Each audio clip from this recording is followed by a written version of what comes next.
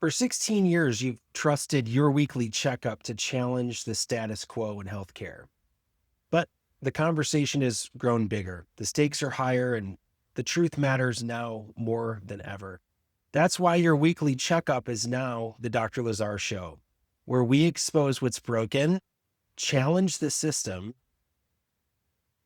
and give you real answers you won't hear anywhere else. Same mission, same fight, bigger platform. Welcome to Dr. Lazar, where we challenge everything you've been told about health, question our broken medical system, and talk about what actually helps people get better. I'm Dr. Lazar, and since 2008, I've helped patients who were told everything looks normal, even if they don't feel normal at all. If you're tired of Band-Aids, prescriptions, and guessing, you're in the right place. This is Dr. Lazar. Now, here's a big warning. America's kids are in a nervous system crisis. Today's episode is one I wish I didn't have to do, seriously, but I absolutely must. I want to start with a warning, not hype, not fear-mongering, a warning. America's children are in a neurological crisis, and it's accelerating. ADHD diagnoses are exploding. Anxiety in kids has skyrocketed. Elementary school children are having panic attacks. Teen depression is at levels we've never, ever seen before in history. Behavioral issues are overwhelming classrooms. Autism-related sensory overload is intensifying. Sleep disorders in kids are now considered normal. Chronic illness, immune weakness, migraines, gut issues, they're all rising. And yet parents are being told, well, this is just the way kids are now. Well, I'm here to tell you clearly, this is not normal childhood. Just because it's common doesn't mean it's normal. And if we don't change how we look at children's health, especially neurological health, this crisis will continue to spiral. What scares me most is not the symptoms. It's that we're medicating, labeling, and managing children instead of asking the most important question. What is happening to their nervous system? If you're a parent listening right now and your child struggles with focus, emotional regulation, anxiety, meltdowns, sleep, headaches, chronic sickness, behavioral challenges, diagnoses they just don't really know what to call, I want you to stay with me for this entire show. And if at any point today you think he's describing my child, I want you to act. Don't wait. Please call 866-521-WELL, 866-521-9355, or you can text 734-274-5107. You can text help my child. If you're watching online, you can also comment help my child. We will reach out to you privately. Let me be crystal clear. This is not about blaming parents. In fact, parents are doing the best they know with the information they're given. This is about a system that's failing to look upstream at the nervous system. When we come back, I'm going to explain something most pediatricians, schools, therapists are never taught. How the brainstem and autonomic nervous system control behavior, emotion, focus, and health. And how the top of the neck plays a massive role. I'll be back right after this. Welcome back. I'm Dr. Lazar. This is the part of the show where things start to click. And for many parents, honestly, it's emotional. Every child's behavior is driven by their nervous system. It's not willpower, not character, not motivation. The brainstem, located at the base of the brain, that controls emotional regulation, fight or flight response, focus and attention, sleep, digestion, immune system, heart rate, sensory processing.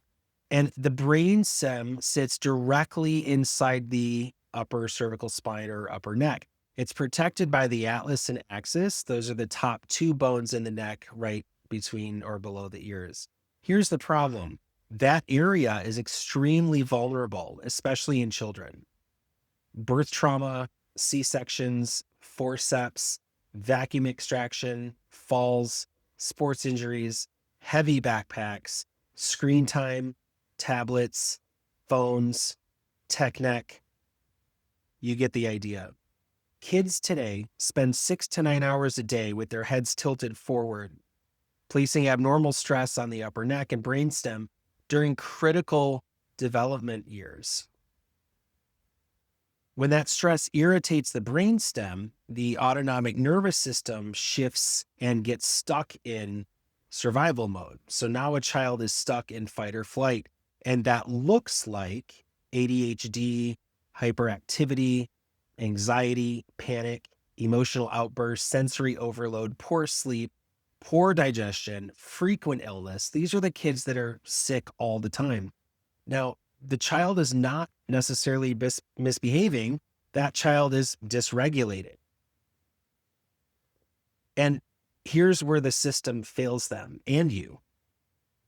We label the behavior, we medicate the behavior, but we never ask why the nervous system is stuck in overdrive.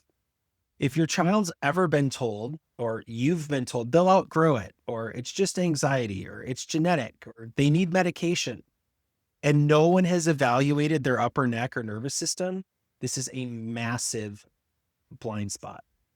If this is resonating, pause what you're doing right now and reach out. 866-521-WELL, 866-521-9355. You can text Help My Child to 734-274-5107, or you can comment Help My Child below. You can also email us anytime at hope@drlazar.com. That's hope@drlazar.com. I'm going to take a short break. Be back right after this. Let me connect the dots in a way no one ever has for parents. Welcome back to Dr. Lazar. We're talking about neurodevelopmental challenges and how the nervous system gets overlooked, which is the most massive injustice when it comes to kids' health and development. Most kids don't have one issue. They typically have a pattern. That's how it shows up. So ADHD plus anxiety, or sensory overload plus gut issues, or sleep problems plus emotional meltdowns, migraines plus depression, chronic sickness plus fatigue. So that's not coincidence. That's actually autonomic dysfunction. When the nervous system is overwhelmed, it expresses itself through multiple systems at once. Think of it as the alarm bells going off. Behavior is communication. And right now, kids' nervous systems are screaming. You wouldn't get upset with a baby for crying necessarily, or think they're having a bad attitude. They're trying to communicate something. And as we age, our behavior is the same way. What breaks my heart is how parents tell me we feel like we're walking on eggshells. Have you ever felt like that? Or we don't recognize our kiddo anymore, or we're terrified about their future. If that's you, hear this clearly. Your child is not broken. You're not a bad parent. Their nervous system is overwhelmed. And if we don't address this early, these patterns follow kids into adolescence and adulthood. That's why we don't wait, ever. Every day that goes by is another day your child is growing sick, growing the wrong direction. This isn't stuff kids outgrow. They actually grow into more sensory and behavioral challenges. So again, it's why we don't wait. Our number is 866-521-WELL. You can text Help My Child to 734-274-5107, or comment Help My Child below. And of course, you can email us at hope@drlazar.com. Now, what's really helpful and hopeful is when I share a few stories. So I'm going to do that because this is real. So there was a 6-year-old boy came in labeled ADHD. He was already pretty heavily medicated, already struggling with sleep, already very anxious. His nerve scan showed severe nervous system imbalance and upper cervical stress. And after a gentle correction and stabilization, his parents said to us, he's calmer. We asked a few more questions. They said he sleeps, he can focus, he's happier. And guess what? When he's happier, so are mom and dad, so are siblings, so are grandparents and aunts and teachers. This is a very far reaching effect when we can get to the source. Another example is an 8-year-old girl with panic, night terrors, stomach pain. Everyone said anxiety. Some people said it was acid reflux and wanted to put her on medication for that. But the truth is, her nervous system was stuck in survival mode. Think about it. If you're running from a bear, you're probably not having your most clear thoughts or most creative ideas. You're trying to stay alive. Well, when the nervous system gets stuck on, that's how our body responds physiologically. Now, in her case, as regulation improved, the fear disappeared. The night terrors went away. It was a remarkable change. And as she was sleeping better, mom and dad noticed behavior improvements. She was more social. She was more connected at school. There was a massive, massive change. Could she have gotten that with sleeping pills? Maybe artificially. Could she have gotten that with therapy? Hey, therapy helps. But without resetting the nervous system, she would have been stuck in this overdrive over and over and over. And with neuroplasticity, it would have been developing and getting worse over time and setting in and making it even harder to fix. Here's another one, a teenager missing school due to migraines and depression. Now, this is so much more common than people think. After correcting the upper neck or upper cervical interference, the migraines dropped right away. Mood stabilizes. Now, these are not miracles, although I'm okay if they are. This is actually neurology.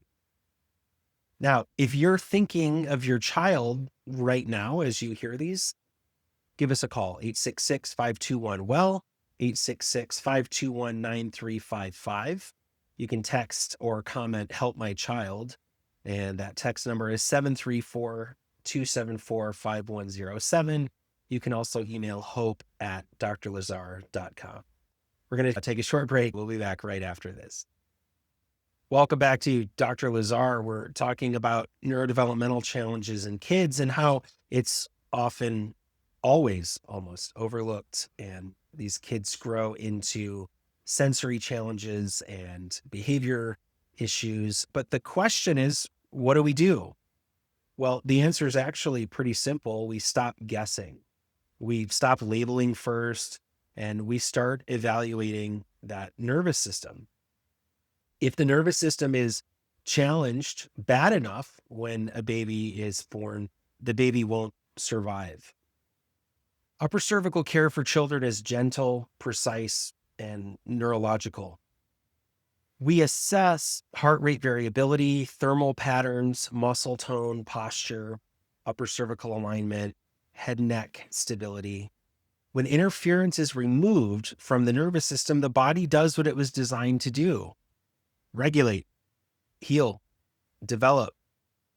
This doesn't replace therapy or education, but it restores the foundation that allows those things to work. If your child's nervous system is dysregulated, nothing else sticks.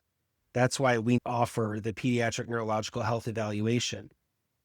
If your gut is telling you something is wrong, trust that. So why do parents feel crazy? Well, let me slow this down for a moment. What I see over and over again are parents who feel like they're losing their minds. They know something is wrong, but every test comes back normal. Every specialist looks at one piece or part, and every appointment ends with, let's wait and see. Maybe they'll outgrow it. Eventually, parents start asking themselves, is this just who my child is now? Or am I overreacting? Am I expecting too much? Is this my fault? That confusion has a name. We call it diagnostic despair. It happens when a system that only knows how to measure parts fails to measure the control system. Here's what I mean. Any entity or structure has to have three components. It has to have parts, it has to have power, and it has to have information. So your car can have all the parts, it can be full of gas and have power, but if there's not a driver giving it information to go in reverse or hit the gas or hit the brake or steer, it's not going to work. So understanding that there are parts, power, and information, and applying that to your health, not just sickness, from a heavily parts focused system. There's a heart doctor and an ear doctor and an eye doctor and a stomach doctor. You see where I'm going. Your child is not broken. They're not defective. They're not failing. They're stuck in a neurological survival pattern that no one has taken the time to measure properly. Their body is actually responding exactly how it's supposed to. It would be like them sweating if it was hot or being out of breath if they just ran really far. Those aren't problems. That's how the body is designed to respond. If you don't measure the nervous system, you're just guessing. And guessing leads to more labels, more therapies, more medications, more visits, more money, more claims, more missed work, more missed school, more arguments, more exhaustion, and more fear about the future. And that's not care. That's reaction. Most approaches today are designed to manage symptoms at best. And actually, they kind of just shut the symptoms down.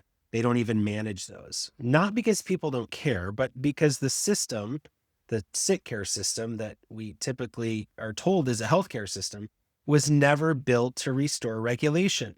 Schools manage behavior. Therapy manages emotions. Medication manages chemistry. But none of them ask if the nervous system is actually safe.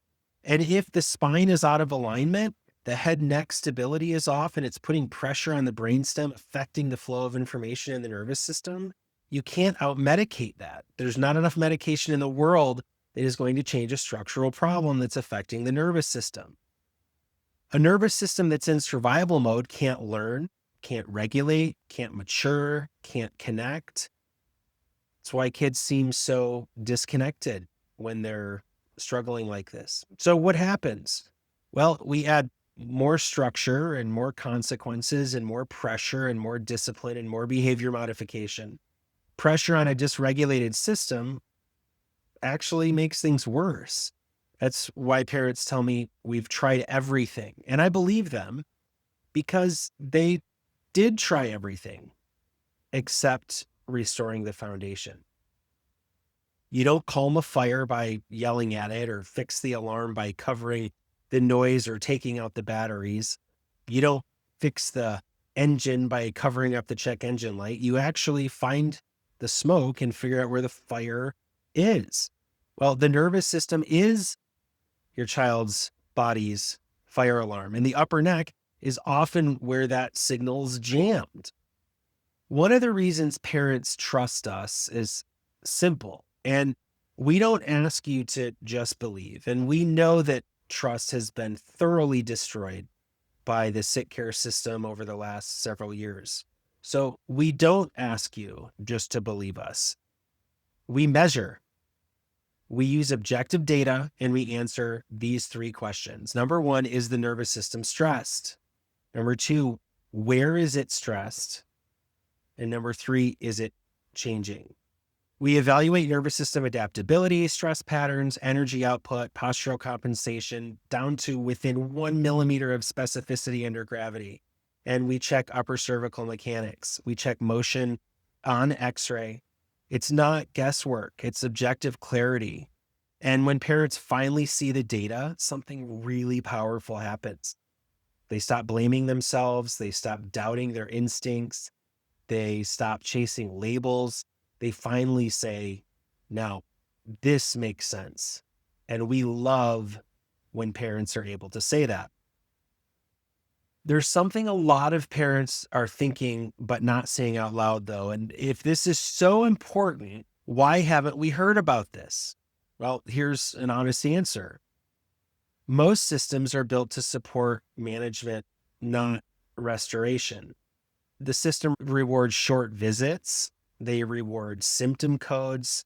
They reward repeat dependency on things like medication. They don't reward time precision, advanced diagnostics, certain outcomes, or certainty of those outcomes. So parents are left choosing between what's available to them and what actually makes sense. That's sad. Let me reframe this. The most expensive care is the care that never resolves anything. So people say, well, my insurance covers it, or it's not that expensive. But if it's not resolving anything, it's extremely expensive. The most expensive path is years of therapy that can't stick because the nervous system was never regulated or reset. Parents don't come to us because it's easy. They come because they're done wasting time during their child's most critical formative years. And when results matter, we have to do whatever it takes. Children are not small adults. Their nervous systems are still wiring, still organizing, still learning how to feel safe in the world, still learning who to trust. There is a developmental window where regulation is still teachable. But if we miss that window, patterns harden. Now anxious kids become anxious and rebellious teens. Dysregulated kids become overwhelmed adults, and don't even get me started on what it does for the parents. And this isn't about panic, it's about timing. Early neurological correction doesn't just reduce symptoms, it actually changes trajectories. And because we know that every day, week, month, year that passes, that your kiddo is not regulating properly, they'll never, ever, ever get that time back. But we know that this changes school experiences and self-confidence.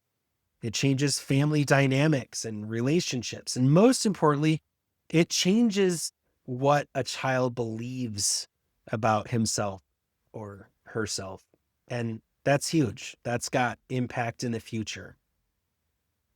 If you're still listening or watching right now, you already know. Your gut's been telling you this isn't just a phase. We don't need more reassurance here. What you need is clarity. You don't need another label, another piece of regulation. You don't need to do this alone either. And that's why we're here. If you're listening, call us at 866-521-WELL. You can comment below, help my child, or you can email us at hope@drlazar.com. As we close today's show, I want to speak directly to parents, not as a doctor or a host, but as someone who's seen this pattern play out thousands of times. If this were your child's heart, you wouldn't wait. If this were your child's vision, you wouldn't wait. If this were your child's hearing, you wouldn't wait. This is your child's nervous system, and everything else depends on this nervous system. Behavior is communication. Symptoms are signals. And signals are the body's way of asking for help. Ignoring those requests for help does not make them go away. Managing doesn't resolve them. Hoping they disappear or that kids will outgrow it with time allows them to harden into patterns that follow children into adolescence and adulthood for life. Parents often ask me, what if we just wait and see? And here's what I can tell you honestly. Very, very few parents ever regret acting early. Many parents do regret waiting, not because they didn't care, but because they were told to minimize what they were seeing. They were told what they were seeing was normal, or it was just a phase, or they were told, just be patient, kids will be kids. But deep down, they knew something wasn't right. If you're listening or watching today and you feel that quiet tension in your chest that pulls at your gut, that sense that something is being missed, I want you to hear me very clearly. That instinct is not fear. That's awareness. That's discernment. You live with your child. You see the patterns others don't. You feel the changes before charts and checklists ever catch up. This show is not meant to scare you. It was meant to give language to what you already know. Your child's not lazy. They're not broken. They're not failing. Their nervous system is under stress. And again, stress systems don't behave well. They survive at best. When we restore regulation, we don't force behavior or suppress symptoms. We allow the body to come back online and do what it was designed to do. And that's why so many parents tell us the same thing. It finally makes sense. We wish we had known sooner. This is the first time someone looked at the whole picture. We know. And if you take nothing else from this show, take this. You don't need another label to justify action or a diagnosis. You don't need permission to seek clarity about your kiddos or your family's health. You don't need to wait until things get so bad they require a major intervention. The earlier the nervous system is corrected, the more adaptable it is, the more resilient it becomes, the more opportunity your child has to thrive instead of cope. You're taught if they want to learn a language, teach them young. If you want their nervous system functioning well, make sure it's functioning well young. Remove that interference. The ideal time is right after birth. The next ideal time is within 2 weeks of birth. So nothing is growing incorrectly. This is not about perfection. It's about direction. It's about making sure your child's development is moving forward instead of fighting upstream the rest of their life. If today's conversation brought your child to mind or another kiddo you know even once, that's your cue. Reach out. If you're listening again, our number is 866-521-WELL. You can text us, help my child, to 734-274-5107, or you can comment below. You can also email hope@drlazar.com. Let's have a real conversation, get real data, get clarity instead of guessing. From all of us here at Dr. Lazar, thank you for caring enough to listen, for trusting your instincts, and for being willing to look deeper for your child. Your child's future is not predetermined. Their nervous system is adaptable, and help is available. We're here when you're ready. Again, 866-521-WELL, or leave your comments below.